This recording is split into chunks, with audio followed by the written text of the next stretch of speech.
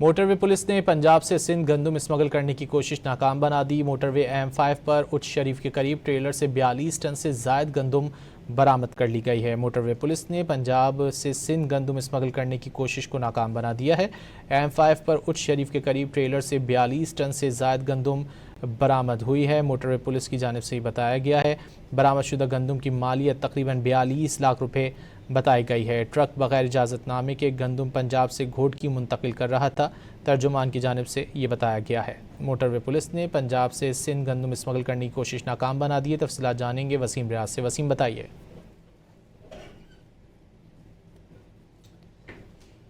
जी Wasim.